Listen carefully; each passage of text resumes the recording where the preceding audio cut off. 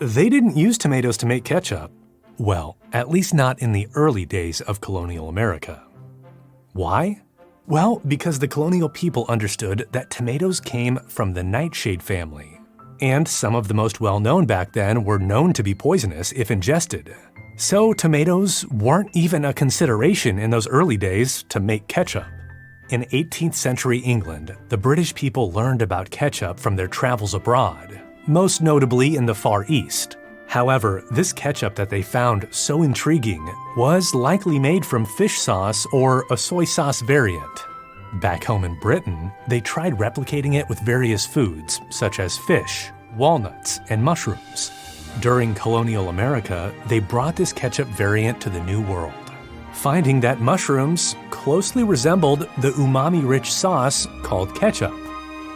Crafting mushroom ketchup involves finely chopping mushrooms, seasoning with salt, and allowing the mixture to sit overnight for maceration, after which spices and vinegar are added before cooking, yielding a liquid with a thinner, more robust flavor that might resemble the yet-to-be-seen Worcestershire sauce, which wasn't introduced until 1837. The first recipe of mushroom ketchup that was recorded in America was in a manuscript cookbook from Charleston, South Carolina, that was written in 1770 by Harriet Pinckney Horry. The consistency of mushroom ketchup was so thin that it was used as a side sauce or marinade, more so than dip as we tend to do with tomato ketchup. It was enjoyed spooned over beef, pork, chicken, and fish, and used to make other condiments like gravy. Not all in early America were naysayers of the tomato. It's been said that an American named James Mees is credited for introducing the first tomato-based ketchup in 1812. He referred to the tomato as the love apple, as it was said that it carried aphrodisiac properties. The mandrake and belladonna plants of the nightshade family were ingested in small amounts to aid in conception and fertility in Europe, but used in strong doses could easily lead to death. Tomatoes became favored for their texture and savory quality after the fear of tomato poisoning was completely dispelled.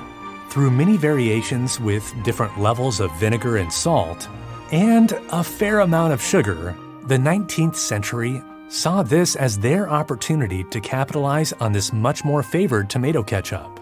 And Heinz would be the first to bottle and distribute this French fry companion, while the storied past of the original mushroom ketchup would fade away in the culinary writings of those early American cookbooks. There are still some recipes floating around the internet on how to make your own mushroom ketchup, as well as some commercial producers still making this age-old condiment. We've shared some of these in the description below. Would you try mushroom ketchup? Have you tried it? Share your thoughts in the comments. Thanks for watching. Till next time, my friends. Stay saucy.